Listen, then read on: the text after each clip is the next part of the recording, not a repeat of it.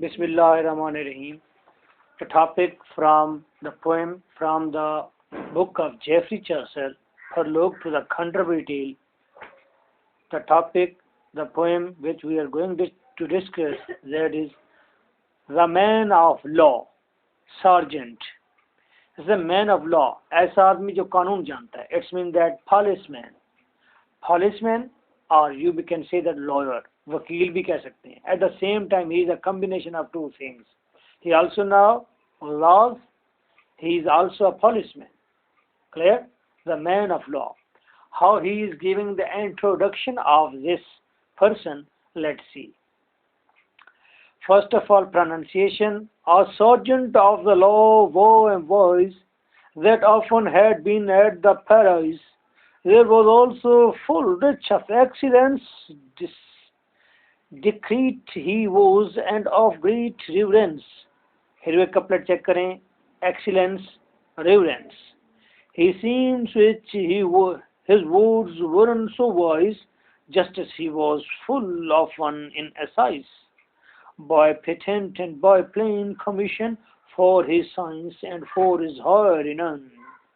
Of fees and robes had he many on, so great purchaser was known.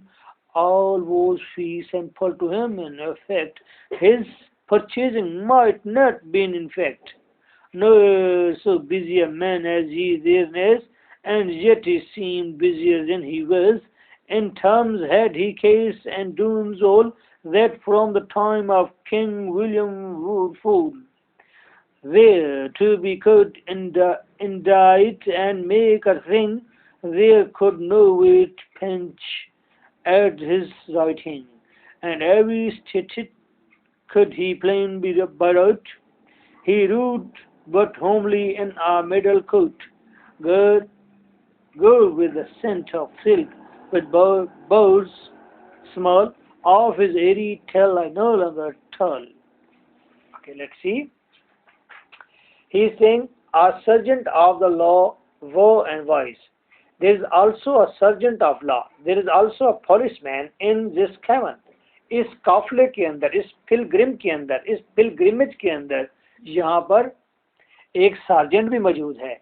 He is वो mean he is well aware and wise, and he is a wise person that often had been at the Paris, and often he is found in the porch of church. Saint Paul cathedral church जो है वहां उसके porch में दीवारी में बैठा होता है. क्लियर? ये पुलिसमैन कहाँ बैठा होता है? जो दरबार है जस्टिस का, जहाँ जज बैठते हैं, उसके आगे जो हिस्सा पोर्च बना हुआ है, थोड़ी सी दीवारी बनी हुई है, छोटा सा सहन बना होता है, छोटा सा ऊपर छत डाली होती है उन्होंने, छोटा सा एक हिस्सा बनाया होता है, एंट्रेंस की जगह है ये, वहां पर ये मैन ऑफ लॉ बैठा होता है. There was also full rich of excellence. He is full rich of excellence. He is a respectful person. Discreet. ये मुनफरद है. He was different है दूसरों से, and of great reverence. और इसकी separate dignity है, इज्जत है, respect है. He seems rich. He is looking very rich. He is a gifted person. His words were so wise. अल्फाज इसके बहुत ही जहानत वाले हैं. Just as he was full of an in assize, और अक्सर औकात इंसाफ के लिए इसे असाइज पर मुकर्रर किया जाता है. असाइज is a judge who are appointed for 1 year to solve a special case. Special case को सॉल्व करने के लिए असाइज पर जज मुनफरद. आज आप सुनते हैं जी एक ज्यूरी बना दी गई है, कमेटी बना दी गई है जज की, जो इस खास मैटर को देखेंगे. क्लियर? तो ऐसे इसे असाइज कहते हैं, स्पेशल मैटर्स को डिस्कस करने के लिए. तो ये इतना काबिल है कि असाइज एज अ स्पेशल जज मुकर्रर किया जाता है. By patent and by plain commission. किससे? अथॉरिटी से. Commission mean authority. वो मजबूत किस्म की अथॉरिटी इसको जज मुकर्रर कर चुकी है कई मरतबा, because he has a special wisdom. For his science and for his high renown, और साइंस, साइंस मीन लर्निंग, उसकी लर्निंग और उसकी हार्ड रिनॉन और उसकी शोहरत की वजह से, of fees and robes had he marry on, इसकी फीस बहुत ज्यादा है और ये लूटता भी बहुत ज्यादा है। Now what is it? No, that is tyre. उसके चेहरे पर उसे कहा जा रहा है कि ये काम करता है ना। तो उस कौम के अंदर कैपेसिटी पैदा हो चुकी है 14th सेंचुरी के अंदर कि वो सच को फेस करें। इंसान, जो चीजें इंसान के अंदर ठहरी हुई हैं, वो उसको सामने फेस करने की भी ताकत उनके अंदर पैदा हो रही है और पोएट के अंदर जुर्रत पैदा हो रही है कि वो बातों को वैसा कह दे जैसा वो देखता है। और उस स्टेट के अंदर ये कैपेसिटी पैदा हो रही है कि अब बातें जो हकीकत में हैं उनको फेस किया जाए। जैसे कि आज आपके कंट्री के अंदर करप्शन को एक्सेप्ट कर लिया गया है। Do you know? पहले हम बहुत ज्यादा शोर मचाया करते थे कि there is corruption, there is corruption, corruption, corrupt लोग हैं, ये लानती हैं, ये जहन्नमी हैं। आप नहीं कहते, आप मीडिया पर बड़े सिंपल अंदाज में कहते हैं कि जी करप्शन है, लोग करप्शन करते हैं। जब मुशर्रफ से पूछा गया कि आप बताएं कि आपके मुल्क में करप्शन जो होती है, उसने यस, हाँ करप्शन होती है। असल में मैं आपको बताता हूं, दो तरह के लोग हैं। एक 10% वो हैं जो बिल्कुल करप्शन नहीं करते, बिल्कुल भी नहीं करते। 10% वो लोग हैं जिनसे कुछ भी लॉज लगा दें उन पर, वो करप्शन करेंगे, ठीक है। बाकी जो 80% लोग हैं, वो जब डंडा दिखाते हैं आप तो वो उधर हो जाते हैं, अच्छे हो जाते हैं, जब डंडा उठाते हैं तो वो करप्ट हो जाते हैं। यानी कि ही एक्सेप्टेड दैट 10% तो करप्ट हैं और बाकी भी 80% जो हैं वो वेव करते रहते हैं। करप्शन अब एक्सेप्ट इसलिए भी कर ली गई है क्योंकि इससे आपकी माशियत चलती है, इकोनॉमी चलती है आपकी। एक आदमी जाता है डिपार्टमेंट में, 10,000 पे लेकर वापस आता है तो वो फ्रूट कभी नहीं खरीदेगा, वो ओवन कभी नहीं खरीदेगा, वो अच्छी ग्लासेस कभी नहीं खरीदेगा, अच्छे शूज कभी नहीं खरीदेगा।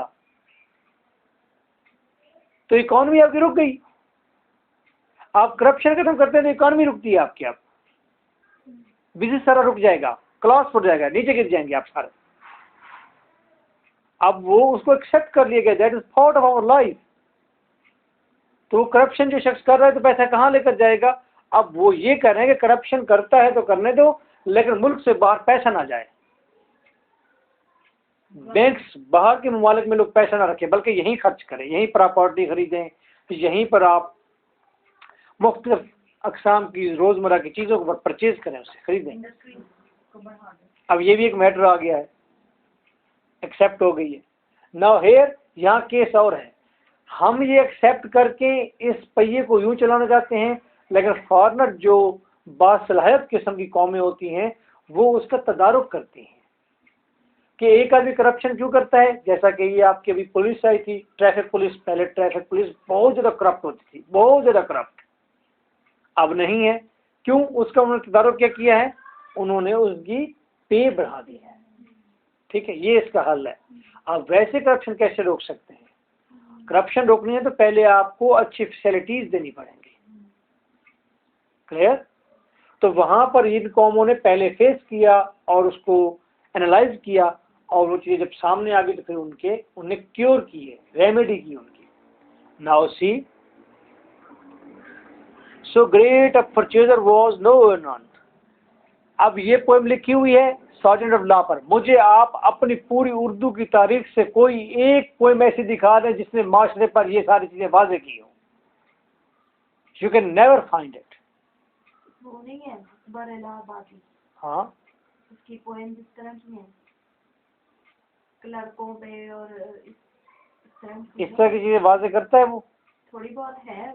मेरा नहीं ख्याल कि जानदार तरीके से कहीं पर वाजे की गई है। और ये तो 14th सेंचुरी है, वहां पर ये चीजें वाजे की गई हैं। तो आज उनकी पोएट्री का म्यार आप देख रहे हैं कहाँ पर पहुंच चुका है। हमने जो पोएम्स की बनाई हैं वो सारी की सारी पोएम्स हमने इश्क मोहब्बत पर की है, इंसानी जज्बे पर की है और जज्बाती करने पर सारी एनर्जी लगाई गई है। वाइज नहीं किया पोएट्री ने, यहाँ पर लोगों को जज्बाती किया है। तो पोएट्री का फंक्शन जज्बाती करना नहीं है, बल्कि लोगों को अक्ली करना है। अगर हम लोग भी अक्ली शायरी करते उस वक्त की, तो फिर आज हमारी पोएट्री भी बेटर होती, हमारे लोग भी बेटर होते हैं। क्या कहते हैं?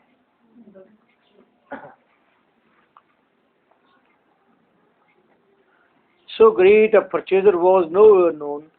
इतना बड़ा परचेजर कहीं भी नहीं देखा गया। वो सार्जेंट ऑफ लॉ है, उसके पास रिच है, पैसे हैं, उसके पास फीसेस हैं। तो पैसों का करता क्या है? परचेजिंग करता है। वो क्या प्रॉपर्टी परचेज करता है। All was free simple to him in effect. In effect mean in reality. और रियलिटी में सिंपल फ्री। सिंपल का मतलब फ्री।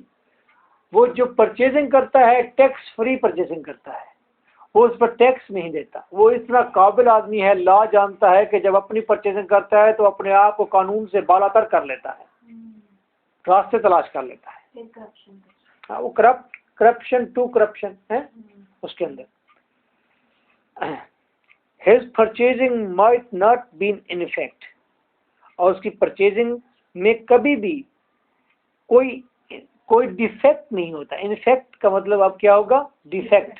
कोई डिफेक्ट नहीं होता। आप देखिए चासर ने उसको बहुत कुछ कह दिया है, लेकिन महसूस हुआ है कि जैसे तारीफ कर रहा है, कोई बड़ी बात नहीं की। यानी कि इसे कहते हैं माइल्ड स्टायर।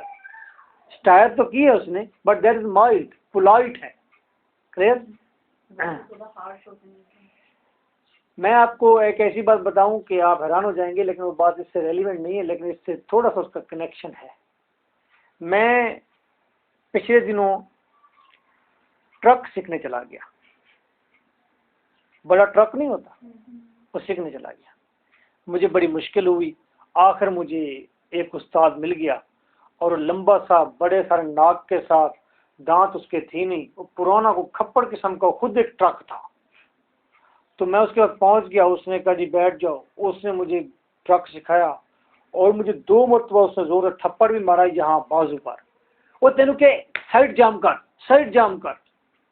मैं फिर भी मुस्कुरा देता। उसे तो पता नहीं है कि मेरे साथ कौन बैठा हुआ है, ये आथर है, ये उस्ताद भी है।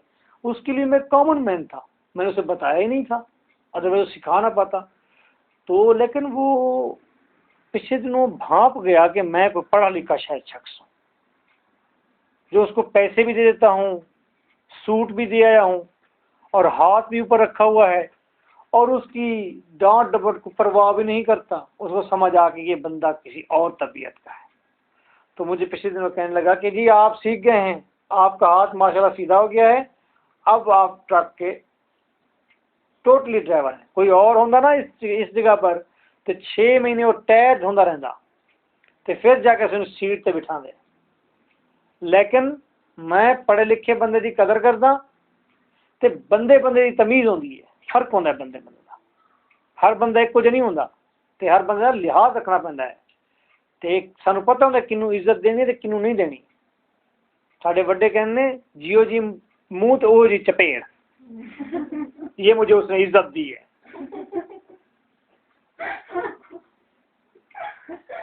ये मुझे उसने इज्जत दी है। वो बेचारा ड्राइवर है, पुराना पंजाबी बोलने वाला है, उसने कभी अच्छे मुहावरे ना सीखे ना पता है।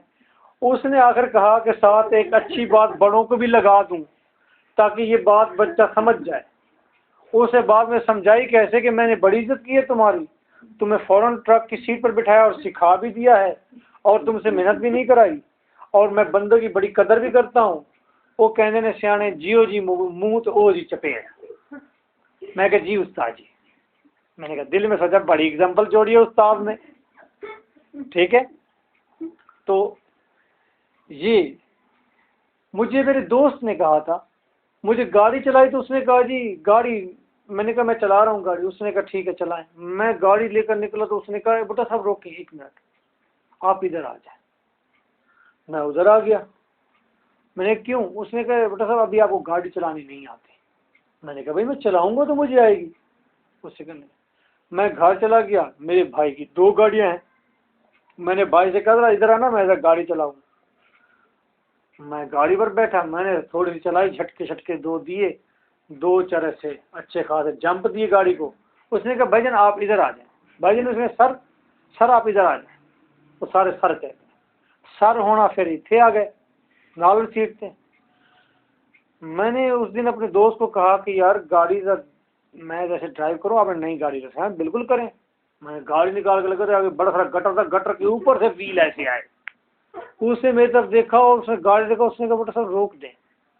नीचे तो गाड़ी देखी, उसने कहा बचाव हो गया है। ठीक है, नई गाड़ी थी और मुझे यकीन है कि वो जो पहिया था, वो गटर जो था, वो कम से कम कुछ 2 फुट ऊंचा था और उसके ऊपर गाड़ी साइड पर कितनी ऊंची आई होगी आप अंदाजा कर सकते हैं। तो इस बात ने मुझे बड़ा ही गुस्सा दिलाया और पिछले दिन मैंने ठान ली और मैंने अपने दोस्त को चैलेंज किया। उसने मैंने कहा कि मैं गाड़ी चलाऊंगा और बड़ी गाड़ी चलाऊंगा और तुम्हें बताऊंगा कि गाड़ी कैसे चलाई जाती है। और मैंने ये काम पिछले दिनों कंप्लीट किया है, पिछले दिनों इसी दौरान में। और मेरे उस्ताद ने पिछले दिन मुझे कह दिया कि you are now full train driver. और मैं खुद समझा, मैं बड़ा हंस के और खुश होकर ट्रक चलाता था और मैं सोचता था कोई मुझे देख लेगा तो पहचानेगा नहीं, वो शक में पड़ जाएगा कि ये मोटर साहब है या कोई और है। गाड़ी चलाने का आपको फिर भी नहीं है। गाड़ी अब बड़ी आसान हो गई है, बड़ी बड़ा ट्रक चला दे। वैसे तो अब ये पता चल गया है कि गाड़ी कोई भी नहीं, आप उस पर बैठते हैं तो आपको 10, 15, 20 मिनट लगते हैं उसको समझने में। छोटी गाड़ी, बड़ी गाड़ी, उसका फासला, उसकी पैमाइश, उसका अंदाज़ा करने में, उसका मिजाज समझने में लगते हैं। लेकिन बड़ी गाड़ी से चलाई है कि चाका सारा ले ही जावे। ठीक है, तो जियो जी मुँह, जियो जा मुँह और जी चपेड़। तो ये पीछे भी उसने आयरनी की थी जंगजू पर, उसने कहा था he is as meek as meat, जियो जा मुँह सी ओ जी चपेड़, मैन ऑफ लॉ, जियो जा मुँह ओ जी चपेड़। ठीक है, लेकिन फिर भी इज्जत करता है उसी मेरे उस्ताद की तरह कि इज्जत मैं बहुत करता हूँ लेकिन नाल मिसाल जियो जा मुँह ओ जी चपेड़। वही काम हो गया चासर का। चासर वही मेरे ट्रक ड्राइवर उस्ताद की तरह है। वैसे तो पोलाइट है, रिस्पेक्टफुल है, रिस्पेक्टेबल है, रिस्पेक्ट देता है, लेकिन साथ मिसाल वही वाली देता है। ठीक है जी, मैं बड़ी इज्जत करता हूँ लेकिन जियो जम्मू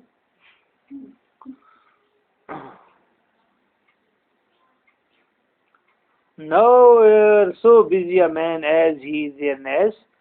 और ये देखें एक जबरदस्त किस्म की आदमी कहता है कि no so busy a man as he is a ness. Ness का मतलब बॉस, इतना मसरूफ आदमी और कहीं नहीं देखा जाता।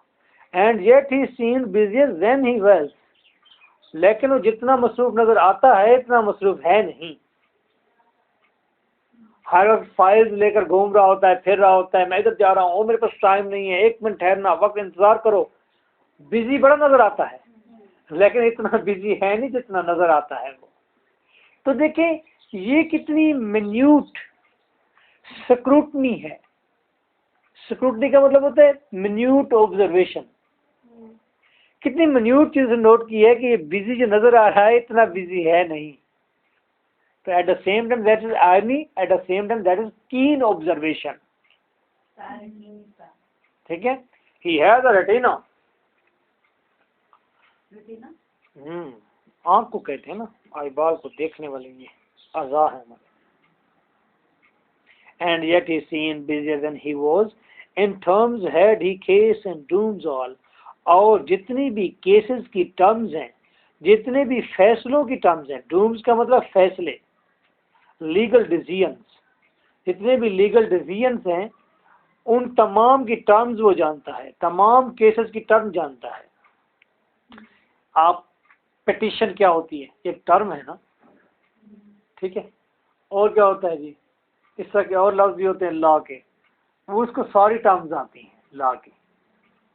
नहीं, टर्म्स लफ्ज से आते हैं, कौन सी चीज को क्या कहते हैं।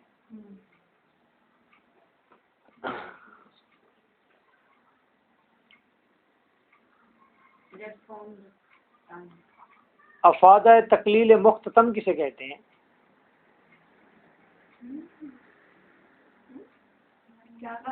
अफादा तकलील मुख्ततम, वो कह मैं सीरियल पा जाए तो हाँ ये इकोनॉमिक्स की टर्म है। ओके, मैंने बीए में इकोनॉमिक्स रखी है, मुझे ये बड़ी याद होती थी। देखो बीए में रखने के बावजूद भी ये नहीं बताती। नहीं, उसमें मैथ्स का पोर्शन था ना उसमें। तो ये तो इकोनॉमिक्स की टर्म है। उसमें मैथ्स का पोर्शन था तो सही मैथ का। That from the time of King William Wilberforce, जब से किंग विलियम की डेथ हुई या फॉल हुई, डाउनफॉल हुई, तब से अब तक जितने भी केसेस हो चुके हैं वो उन तमाम की टर्म्स को जानता है, उन तमाम डिसीजन से वेल अवेयर है। ये जो कोर्ट के अंदर वकला होते हैं, ये पुराने डिसीजंस को याद होते हैं इनको। जज जिस तरह फैसले नहीं करते कि बस लिखा हुआ है कुछ, उसको फैसला उसको सोच के कर देना है। साथ ये वकला जो हैं ये उसके साथ फैसलों की कॉपीज लगाते हैं। भाई इंडिया में सेम ऐसा केस आया था तो जज ने क्या फैसला किया था, फिलहाल आपके ही इसी कोर्ट के अंदर एक दफ़ा ये मामला आया था तो फिलहाल जज ने क्या फैसला किया था, उसकी रोशनी में आप भी वैसा फैसला करें। तो इसी तरह से इस शख्स को तमाम फैसले याद हैं, तमाम फैसलों की टर्म्स याद हैं, जब से विलियम की फॉल हुई उसके बाद से। अब विलियम की डेथ कब से हुई है, you will search it by on if you want to search. भाई 200 साल पहले की बात है, 100 साल पहले की बात है। विलियम शेक्सपियर की बात कर रहे हैं।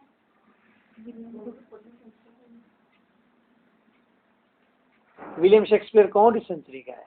सही तो इसके बाद 16-17 सेंचुरी का है। ठीक है, उस वक्त विलियम, जब ये चैफरी चाहता था उस वक्त विलियम शेक्सपियर, तो क्या विलियम शेक्सपियर का अपने बाप के अंदर भी वो नहीं होगा उस वक्त, माँ के पेट में दूर की बात।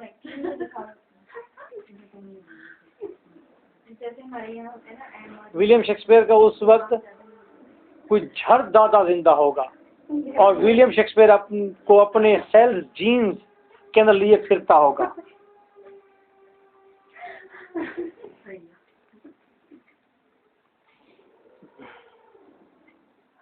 That from the time of King William was fall, where too we could indict and make a thing, or where too we could indict. Indict mean can write.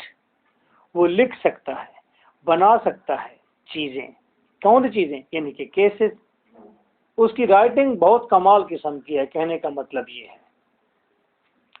There could no wit pinch at his writing. No wit pinch mean कोई भी challenge नहीं कर सकता, कोई भी उसके अंदर से फॉल्ट नहीं निकाल सकता। किसके अंदर से? उसकी राइटिंग से। एंड एवरी स्टेट, और हर कानून could he plain by root. By root mean by heart. उसको हर कानून अजबर by heart याद है।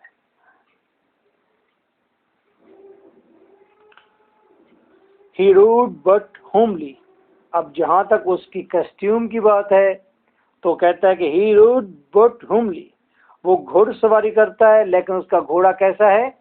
वो होमली हॉर्स है, जंगजू वाला तेज तरार मजबूत हॉर्स नहीं है, बल्कि घर के पास जाने डोमेस्टिक हॉर्स है उसका। ठीक है, एक गाड़ी ऐसी होती है जो लंबे लंबे सफर पर जाती है, एक गाड़ी होमली होती है जो लाहौर के अंदर ही सर चलती है। करेक्ट? तो ये रूट का मतलब राइट, घोड़सवारी करना, बट होमली, वो बस होमली घोड़सवारी करता है, domestic in a middle coat, और उसका कोट जो है वो कलरफुल कोट है। Middle mean colourful, colourful coat है उसका। Gill, gill with a saint, gill, और उसके कोट की गिल लिपटी हुई है। गिल गिल्डल्ड से निकला है, गिल्डल्ड इसके बाद निकला है इससे। गिल का मतलब लिपटी हुई है उसके गिल्ड, सेंट अपीयरेंस में नजर आती हुई, सिल्क, एक सिल्क की पट्टी उसने पेट पर बांधी हुई है। आज बेल्ट बांधते हैं ना पुलिसमैन, उसने सिल्क की पट्टी बांधी हुई है। विद बोर स्मॉल, और उसके ऊपर छोटी छोटी सुराखें हैं जो ये ज़ाहिर करती हैं कि मतलब he is a man who can keep any person in jail, है ना। सुराखें वो उसके डिनोट कर रही हैं उसके ऊपर। आयरन बार्स, जी जेल थोड़ी उठा के रख लिया है, कह रहा हूँ जेल की रिजेंबल है। हाँ, सुलाखें हैं, जेल की सुलाखें जैसी नहीं होती, वैसी सुलाखें उसने बार लगाई हुई है वहाँ। ऑफ हिज एरी, जहाँ तक उसके कपड़ों का ताल्लुक है, tell I no longer tale, तो उसके बारे में उसकी सॉरी ऑफ हिज एरी, जहाँ तक उसकी अपीयरेंस का ताल्लुक है, खदो खाल का ताल्लुक है, शक्ल सूरत का ताल्लुक है, रंग का ताल्लुक है, कहता tell I no longer tale, उसके बारे में मैं एक लंबी कहानी नहीं करूँगा, यानी कि मैं उसको डिस्क्राइब करने के लिए फिर एक लंबी बात नहीं करूँगा। क्लियर?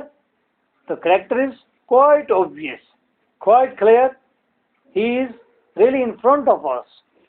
और आप देख रहे हैं, हम कहते हैं कि he is the poet of all centuries.